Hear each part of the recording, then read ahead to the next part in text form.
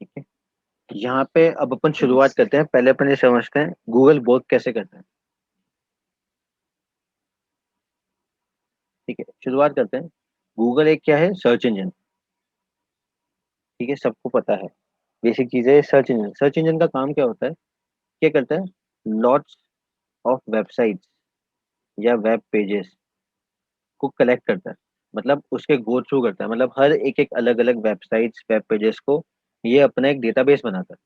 उस डेटाबेस के अंदर ये कलेक्ट करता रहता है उनको। उसको कहते हैं हम इंडेक्स। ठीक है। अब ये जो इंडेक्सिंग होती है ये करता है गूगल क्रॉलर। गूगल क्रॉलर का काम क्या होता है, जब भी हम कोई वेबसाइट रजिस्टर करते हैं, जैसे कि मैं यहाँ पे गया डोमेन डॉट गूगल से। ठीक है। अब मैंने कोई एक वेबसाइट, सपोज करो एक डोमेन लेना है। मैंने लिया मोहित सिंह। ठीक है। मोहित सिंह का मैंने डोमेन खरीदा। अब मोहित सिंह का डोमेन जब मुझे मिल रहा है, भाई मोहित तू तो बहुत महंगा है यार, 1,28,000 का है तू तो यार। सर बहुत ज्यादा है। हाँ। हेलो। हाँ सर, बहुत ज्यादा है। बहुत ज्यादा यार, बहुत ही ज्यादा। इतना महंगा है क्या यार, मुझे तो पता ही नहीं था। कोई नहीं सर, आपके नाम का खरीद लो फिर। मेरे नाम का तो है मेरे पास डोमेन। और भी ज्यादा महंगा होगा सर। मेरा ज्यादा महंगा नहीं है, मेरा तो सस्ता है यार। मोहित सिंह ज्यादा महंगा है यार। पता नहीं। ऋतिका शर्मा डालें। ऋतिका शर्मा तो अवेलेबल ही नहीं। ऋतिका शर्मा तुमने खरीद लिया क्या तुम्हारा डोमेन? No sir. झूठ मत बोलो यार। चलो। अपर्णा। अपर्णा सिंह। सबने अपने डोमेन खरीद ही रखे हैं यार। किसी ने छोड़ा ही नहीं है एक भी डोमेन हमारे लिए। वाह। सही है। तो हम मोहित सिंह की बात करते हैं। अभी तो यही अवेलेबल है। मोहित सिंह खरीद ले भाई जल्दी से, 1,28,000 का ही है। सर खरीदेंगे जरूर। ठीक है। अब मोहित सिंह का 1,28,000 रुपये का डोमेन है। अब हमने सोचा कि इसको खरीद लेते हैं। We will book the domain. जब डोमेन बुक करेंगे तब हम क्या करेंगे, एक सर्वर या होस्टिंग लेंगे। यूजुअली हम होस्टिंग लेते हैं ब्लू होस्ट की। ठीक है। या होस्ट बेहतर है, और भी वेबसाइट्स हैं जैसे हम लेंगे। होस्टिंग लेने के बाद हम क्या करते हैं, अपनी वेबसाइट बनाते हैं। यहाँ पे होती है शेयर्ड होस्टिंग।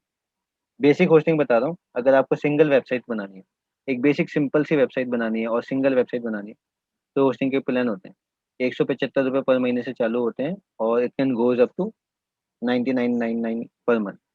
यूजुअली लोग कहते हैं कि हाँ ठीक है, शेयर्ड होस्टिंग में एक बेसिक ले लेते हैं। तो यहाँ पे हमने एक बेसिक चीज ली, ये वाला शेयर्ड होस्टिंग। हमने ले ली 12 महीने की। ठीक है। और ये सब चीजें मिलती है। अब इस चीजों को समझना ध्यान से। स्क्रीन दिखाई दे रही है सबको मेरी? यस।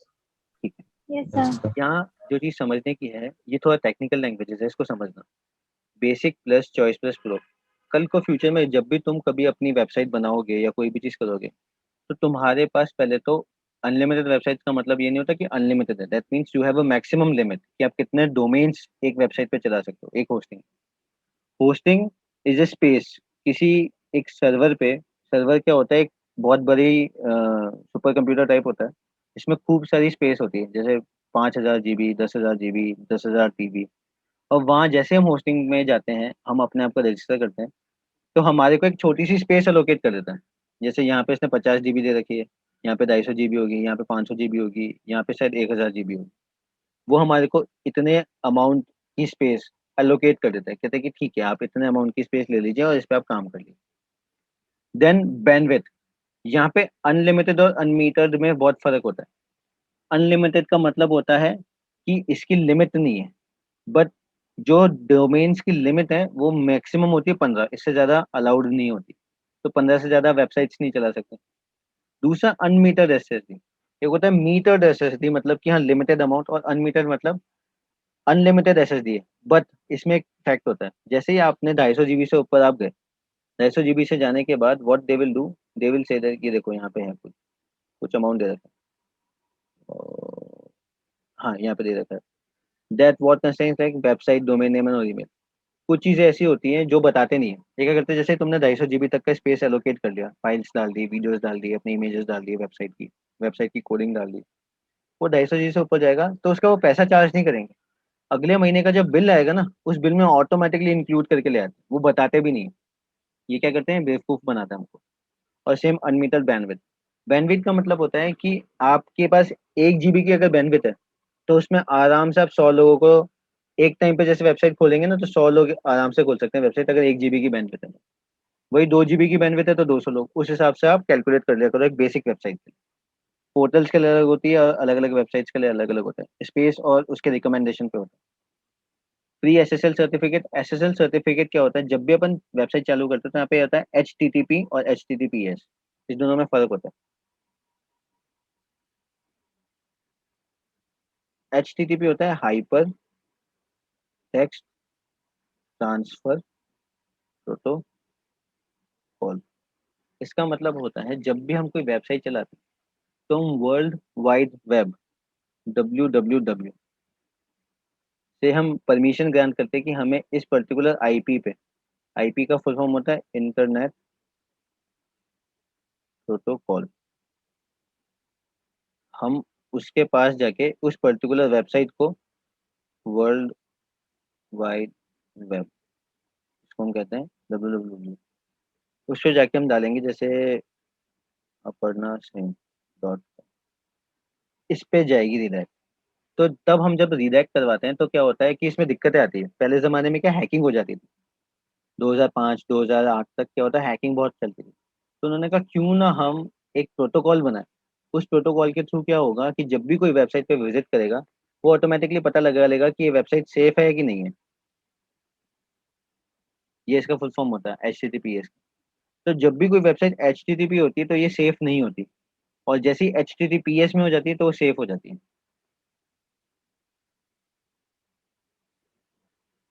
और सबसे बड़ी बात, जब भी आपको ऑनलाइन पेमेंट गेट पे लेना होता है तो आपको HTTPS पे ही लेना पड़ता है, HTTPS पे नहीं ले सकते। ये है। ये समझा रहा है कि HTTP विदाउट पासवर्ड इंक्रिप्शन है और विद पासवर्ड इंक्रिप्शन है, क्योंकि कि ये सेफ है।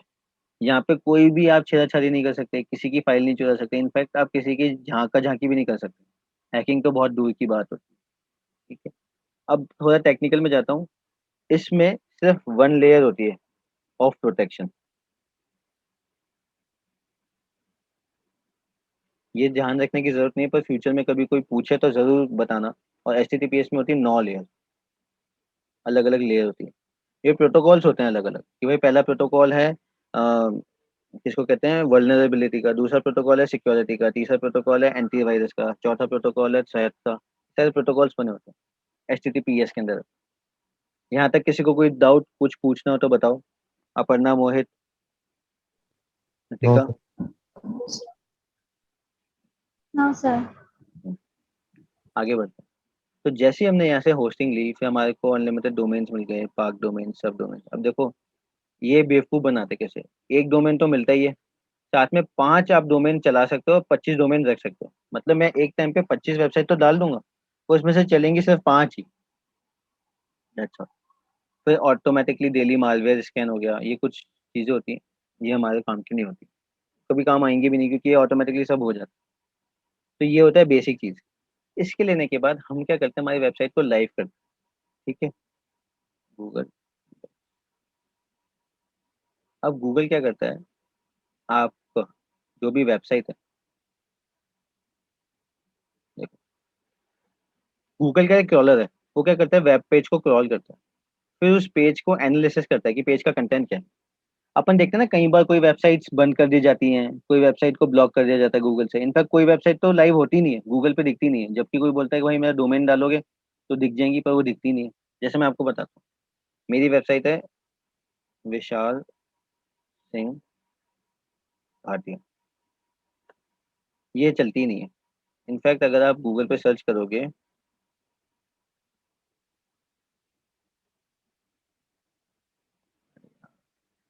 सिंपल डाल,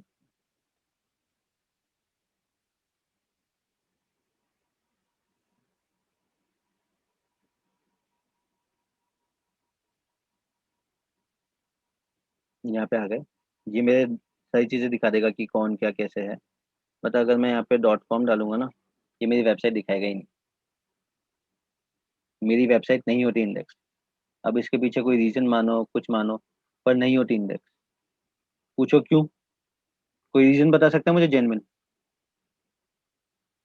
मैं हिंट दे देता हूँ कि ऐसा ही कुछ हुआ होगा।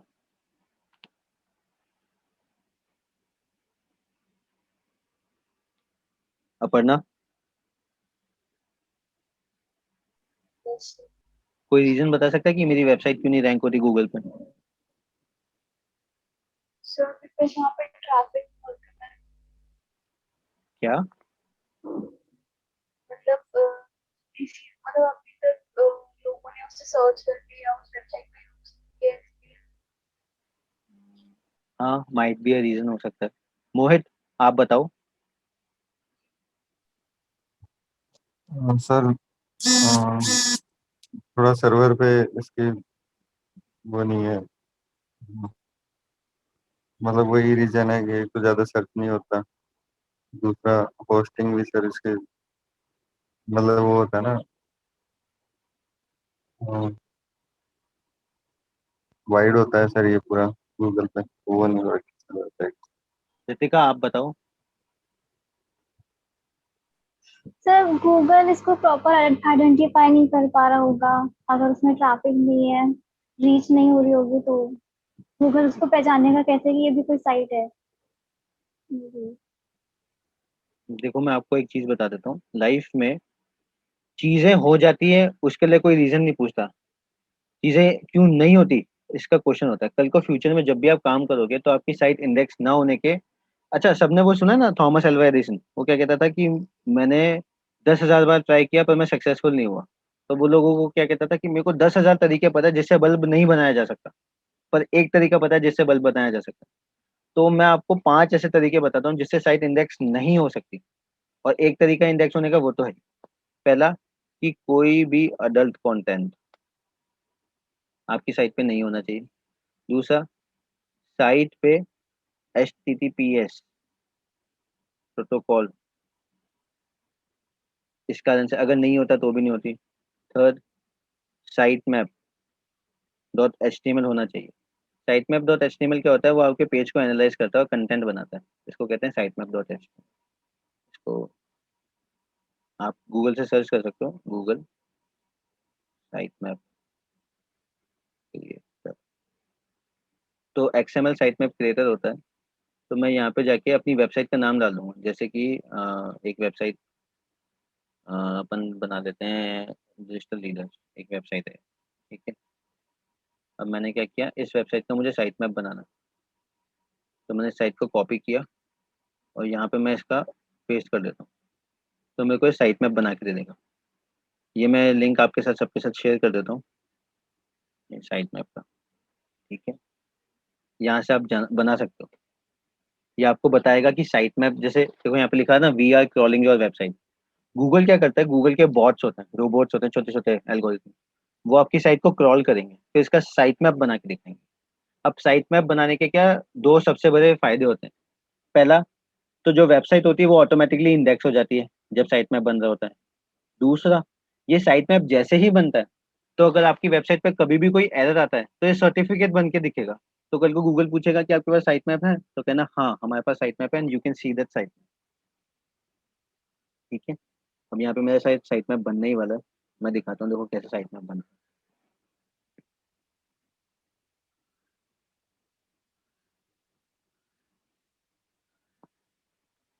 अच्छा, बनता जा रहा है। ठीक है, इसको बनने देते हैं, शायद 1 मिनट और लगेगा।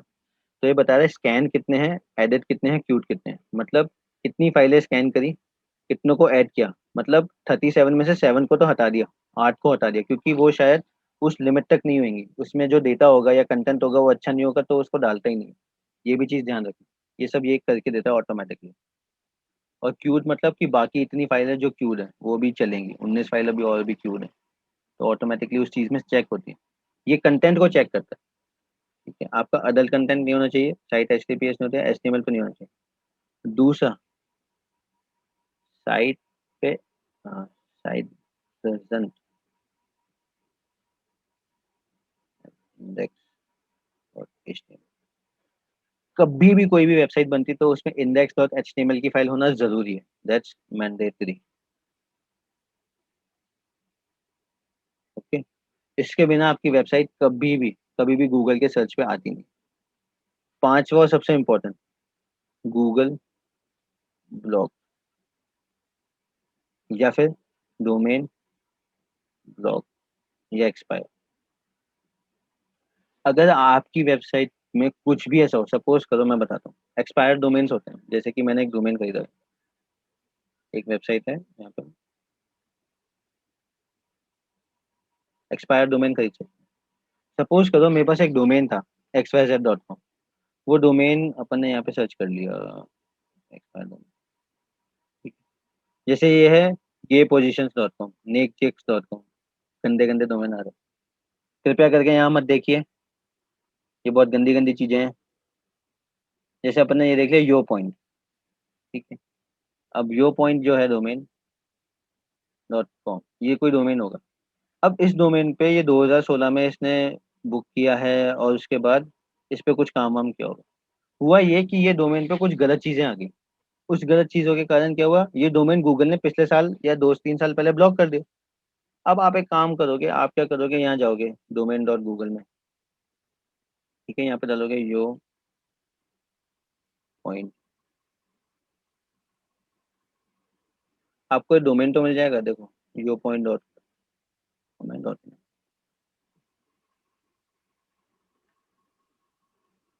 अच्छा अवेलेबल नहीं है, ठीक है, शायद हो चुका होगा। तो ये यो पॉइंट डॉट इन आपको मिल चुका है,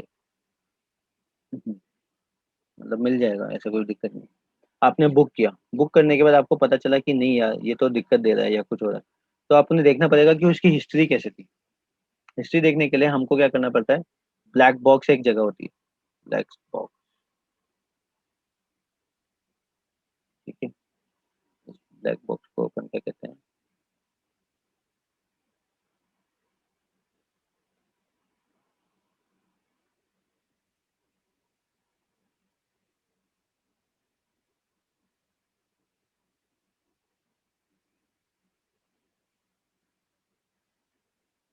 ये पहले तो साइट मैप देख, साइट मैप कुछ ऐसा दिखता है, मैं डाउनलोड करके दिखा देता हूँ। ये मेरी साइट मैप की फाइल आ गई, इसको मैं किसी भी एक नोटपैड एडिटर में ओपन करूंगा, तो ये है मेरी वेबसाइट की साइट मैप। ये मेरे पहले तो साइट मैप का आ गया स्कीमा। तो ये इस चीज़ों में जाना नहीं होता, अपने को नहीं समझना था, बट हमारे को पता है कि हाँ ये साइट मैप बन के आ गया। अब ये पूरा साइट मैप बना हुआ है यहाँ पे, देख रहे हो, ये सारा साइट मैप बना हुआ आएगा। ये साइट मैप इसलिए इंपॉर्टेंट होता है क्योंकि लोकेशन गूगल को पता होनी चाहिए कि कौन सी फाइल की कहाँ पे है और क्या क्या उसमें मॉडिफिकेशन हो रहे हैं। यहाँ तक किसी को कोई डाउट? अपर्णा, रितिका, मोहित, नो सर। समझ में आ रहा है? किसी को कोई कंफ्यूजन लगे तो बताओ मुझे।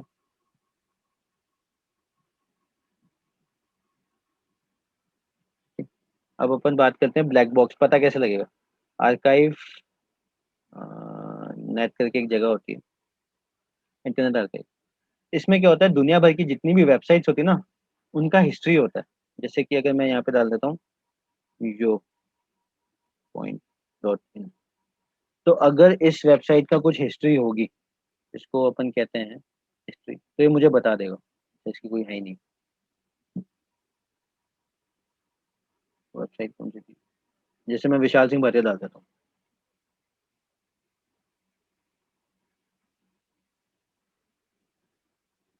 इसकी भी हिस्ट्री नहीं है। मतलब मेरी वेबसाइट एक्चुअली में ब्लॉक की हुई है गूगल से, इसलिए चलती नहीं है। और आप किसी भी वेबसाइट की हिस्ट्री निकाल सकते हो, जैसे कि मैंने डाल दिया यहाँ पे गाना डॉट, तो यू विल गेट हिस्ट्री।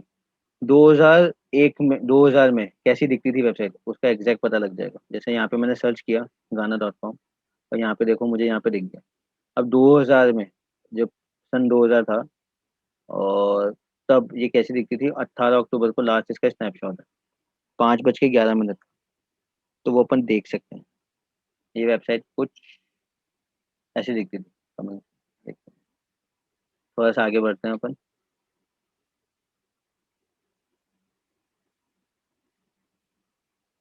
हमारे को पता चलता है, ऊपर एक क्रॉलर है, उससे पता लगता रहता है कि कौन कहाँ है, आगे है।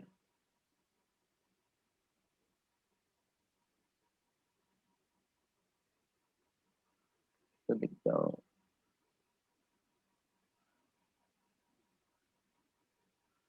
हाँ, ये आ गई वेबसाइट। ये कुछ ऐसे दिखती थी बहुत पहले, गाना.com कुछ ऐसे दिखा करती थी। ये है कब, साल 2011, 31 अगस्त को गाना.com इंडिया टाइम्स म्यूजिक के नाम से जाना जाता था, listen free music online.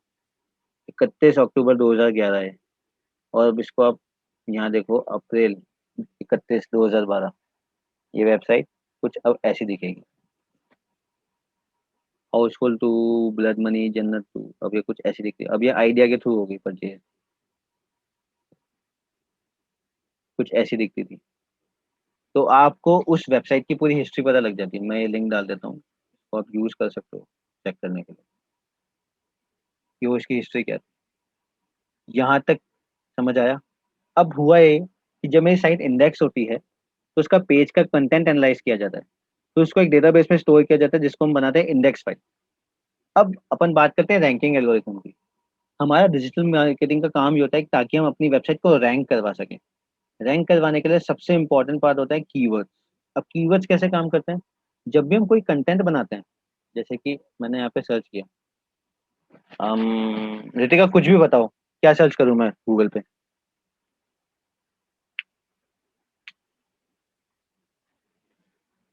Ritika sir कोई भी म्यूजिक।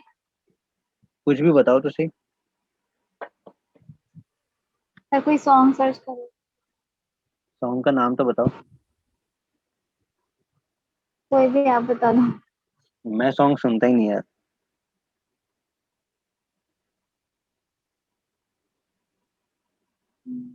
बताओ बताओ।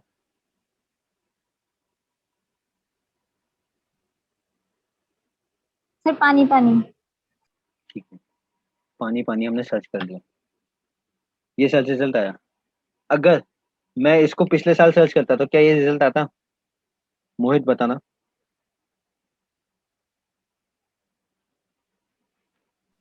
हेलो मोहित। हाँ सर। अगर मैं पिछले साल आता। पानी पानी डालता तो क्या ये रिजल्ट आता? हाँ सर आता। पिछले साल भी यही रिजल्ट आता। गाना तो अभी कुछ महीने पहले आया भाई। अच्छा हाँ सर, गाना नहीं आता सर। तब अच्छा,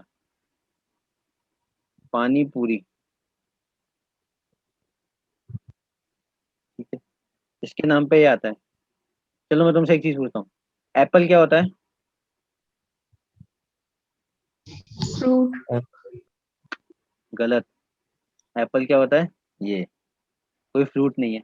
आज एप्पल सर्च करते ही ये आता है, पर अगर मैं यहाँ बनाना डालूंगा तो मेरे को यहाँ पे फ्रूट दिखेगा। ऐसा क्यों हुआ, जबकि एप्पल में तो फ्रूट दिखना चाहिए ना? बिकॉज एप्पल की साइट पर ट्रैफिक ज्यादा है। एप्पल फ्रूट पे तो एप्पल आ रहा है, पर एप्पल डालने से मुझे ये दिखाई दे रहा है, ऐसा क्यों? सर रैंकिंग में लाई है। यस, मोहित ने बिल्कुल सही कहा, रैंकिंग में लाई हुई। आज एक बात पूछता हूँ, अपग्रेड डालता हूँ मैं, अपग्रेड, ये तो वो आ गया। मैं एक नया टैब ओपन करता हूँ, यहाँ पर डालता हूँ अपग्रेड, ठीक है। अपग्रेड अगर मैं यहाँ पे ई भी डालता हूँ ना, अच्छा तो मूवी आ जाती है। देखो कितना फर्क है, एक ई से मूवी आ गई और एक ई कम करके ये आ गया।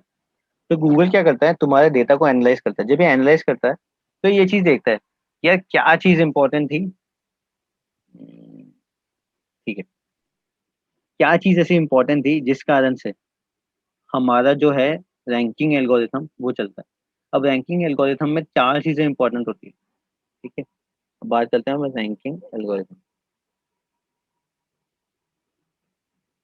पहली चीज होती है कीवर्ड्स। सेकंड, आपकी वेबसाइट की डीए और पीए। डीए होता है डोमेन अथॉरिटी, और पीए होता है पेज अथॉरिटी। उसके बाद website content fourth website backlinks, fifth होता है वेबसाइट एज। यहाँ तक किसी को समझ आया या कुछ पूछना हो तो बताओ।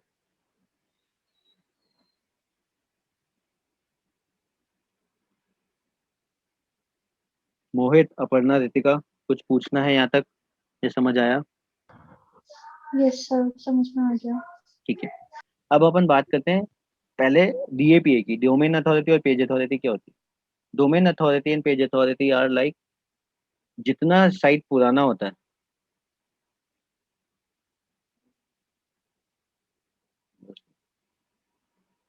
जैसे हमारी साइट जो है वो बहुत पुरानी है, ठीक है, 2 साल पुरानी, और एक साइट है नई साइट पुरानी, तो डोमेन अथॉरिटी उसकी ज़्यादा बढ़ जाती है, जिसकी साइट की एज पुरानी होती है। Minimum 40 to 50 is consider the basic, between 50 to 60 is very good. 2 साल के अंदर वेबसाइट की डीएपीए 60+ हो जाती है, बहुत अच्छा होता है। और यहाँ पे इंक्रीज, अगर तुम सर्च करोगे तो बहुत सारे ऑप्शंस मिल जाएंगे तुमको, how to increase domain authority. और पेज अथॉरिटी जो होती है वो आपकी पेज की इंडेक्स अथॉरिटी होती है। मतलब जब डेवलप हुआ था पेज, तो जब उसको इंडेक्स किया हमने साइट मैप के साथ, तो उसमें कितनी लिंक्स थी, कितने अपने बैकलिंक्स थे, कितने अपने कॉन्करेंट लिंक्स थे। कनेक्टेड लिंक्स वो होते हैं एक ही वेबसाइट में अलग अलग वेबसाइट्स के लिंक, वो होते हैं बहुत इंपॉर्टेंट। तो ये होती है आपकी डीएपीए। डीएपीए के साथ कीवर्ड्स की बात करी जाए, तो देखो कीवर्ड्स ऐसी चीज़ है कि बहुत लंबा प्रोसेस है, इसके बारे में अपन क्लास में कल पढ़ेंगे। पर अपन 2 चीज़ें और कवर कर लेते हैं। Website content. अब वेबसाइट कंटेंट क्या होता है, एक एप्लीकेशन है ग्रामरली या और भी ऑनलाइन टूल्स है, वो क्या करते हैं, आपके कंटेंट को चेक करते हैं कि आपका इसमें टॉपिक कौन सा है, ठीक है। उसके बाद आपका टॉपिक के साथ आप उसके अंदर इमेजेस कौन सी यूज़ करते हो, तो उसके बाद उसके अंदर आप टाइटल क्या डाला हुआ है, तो उसके बाद आप उसके अंदर क्या कहते हैं, कंक्लूजन या कॉन्टेक्स्ट क्या रहता है, इनफैक्ट आप लिंक्स कौन कौन सी डालते हो, ये सब डिफाइन करता है आपका कंटेंट। बैकलिंक्स वो होता है links from other website. Links from other websites का मतलब होता है कि अगर मेरी एक वेबसाइट है जैसे कि vishalsinghbhatia.com, अब ये वेबसाइट की लिंक amazon.com में है, तो उसकी वैल्यू ऑटोमेटिकली बढ़ जाती है, क्योंकि amazon.com एक बहुत बड़ी वेबसाइट है, उसका डीएपीए बहुत अच्छा है। पर वो उसकी बात करें अगर अपन लिंकिंग की, तो वो ऑटोमेटिकली रैंक होता है, क्योंकि हमारे को रिकमेंडेशन मिला, इसको अपन कहते हैं रिकमेंडेशन। कहते हैं ना, जैसे ही हमारे को सरकारी नौकरी लगनी होती है तो अपन कहते हैं ना कहीं से रिकमेंडेशन लगवा लो, कहीं से बेसिक आप बातचीत करवा लो, तो उसे रिकमेंडेशन कहते हैं। तो वैसे ही वेबसाइट्स में होता है, अगर एक वेबसाइट को रिकमेंडेशन मिल रहा है उससे ऊपर वाली वेबसाइट्स का, तो वो ऑटोमेटिकली रैंक करने लग जाता है। वेबसाइट एज, मिनिमम जो वेबसाइट रैंकिंग एज होती है वो होती है 2 साल, 2 ईयर्स। 2 ईयर्स के बाद आपकी साइट इतनी रैंक हो जाती है कि शायद आपको एसईओ करने की जरूरत नहीं पड़ती। एसईओ का मतलब होता है search engine optimisation, okay. SEO इसलिए करने की जरूरत नहीं पड़ती क्योंकि 2 साल में आप अपनी वेबसाइट पे अगर दिन में एक बैकलिंक भी बनाते हो, तो एक महीने में कितने हो गए, 30, एक साल की 30, 65। मैं अगर 300 बैकलिंक भी बनाता हूँ, और पिछले अगर अगले महीने में 300 बैकलिंक्स और बनाई, 600 हो गई बैकलिंक्स। और मिनिमम आपको रैंकिंग करने के लिए 500 बैकलिंक्स चाहिए चाहिए होती है, मिनिमम है ये। अगर आपके पास मिनिमम 500 बैकलिंक्स है ना,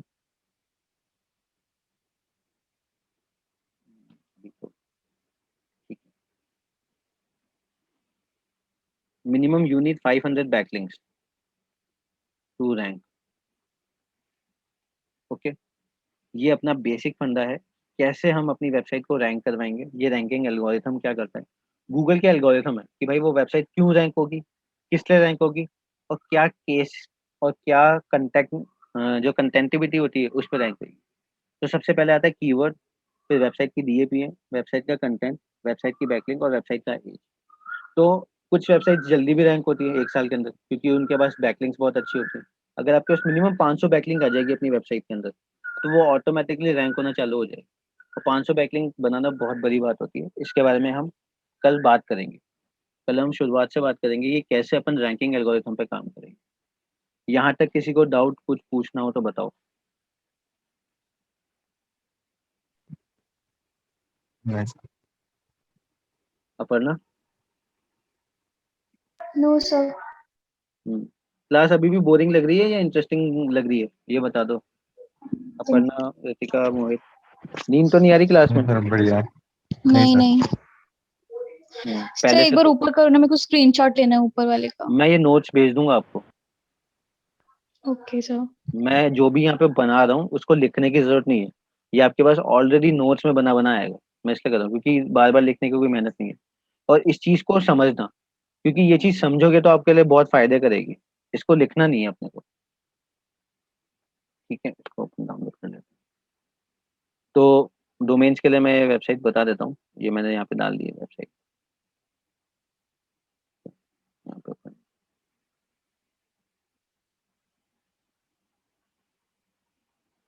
अच्छा, मैं सबसे एक एक लाइन पूछना चाहता हूँ। अपर्णा तुम मुझे बताना, सब मुझे इस सवाल का जवाब देंगे कि why you want to be a digital marketing expert. Aparna आप बताओ। Actually I am working on something, तो उससे और मतलब उसे थोड़ा अच्छा करने के लिए मेरे को डिजिटल मार्केटिंग की जरूरत है। ठीक है, रितिका आप बताइए। सर ये इसमें हम इजीली हम कर सकते हैं, और अच्छा प्लेटफॉर्म है काफी सीखने के लिए, ऑनलाइन कैसे क्या होता है, इसलिए डेप्थ नॉलेज। ओके, मोहित आप बताइए। मोहित सेम जवाब मत देना, कोई नया जवाब देना यार। सर जो अभी ऑफलाइन जो मार्केटिंग होती थी वो लगभग मतलब क्लोज होने वाली है, और मतलब लोगों इंटरेस्टिंग अब जो सर हर एक चीज की मार्केटिंग है, तो सर इसका बहुत मतलब फ्यूचर है सर डिजिटल मार्केटिंग का। और सर अब छोटे से आदमी जो एक शॉप लेके बैठा है सर, वो भी अपनी मार्केटिंग डिजिटली करवाना चाहता है। तो सर इसका सराहना मतलब एक इंसान की अगर डिजिटल मार्केटिंग आ जाती है तो सर कहीं पे भी सर अपने आराम से क्लाइंट के थ्रू या फिर किसी कंपनी के थ्रू सर अच्छा earn कर सकता है। चलो मैं आपको एक बहुत बेसिक चीज बता रहा हूँ डिजिटल मार्केटिंग जॉब्स का। आज के टाइम पे बहुत बूम पे चल रहा है। अगर मैं इंडीड पे जाके जॉब्स देखता हूँ, और मैं यहाँ पे डाल देता हूँ डिजिटल मार्केटिंग, ठीक है? स्टेट डाल दिया Jaipur. You will get this much amount of salary minimum. मैं झूठ नहीं कह रहा, मेरे भेजते हुए 36,000 से 50,000 पर महीने की सैलरी है फ्रेशर की। अगर 6 महीने भी एक्सपीरियंस है तो भी बहुत बड़ी बात है। 36,000 से 50,000, 20,000 से 40,000, ये तो फालतू है, ठीक है? छोटे छोटे तुम्हारे 25-30 हजार कहीं नहीं जाते अगर तुमको ढंग की डिजिटल मार्केटिंग आती है। और अगर तुम्हारे पास 6 महीने का एक्सपीरियंस है तो मतलब फ्रेशर तक को भी 20-25 हजार मिल जाती है। पर अगर तुम्हारे पास अच्छा एक्सपीरियंस है, 40-50 हजार कहीं नहीं जाते, ठीक है? अभी भी अगर किसी को डाउट हो या कुछ हो तो प्लीज मेरे से शेयर कर लेना यहाँ पे, नहीं तो भले मेरे पे कॉल पे पूछ लेना किसी को कोई भी डाउट हो, ठीक है? आज की क्लास अपन यहीं खत्म करते हैं। और किसी को कोई डाउट, कोई क्वेश्चन? चलो ठीक है, then okay, bye, have a good day. Thank you sir. Thank you sir.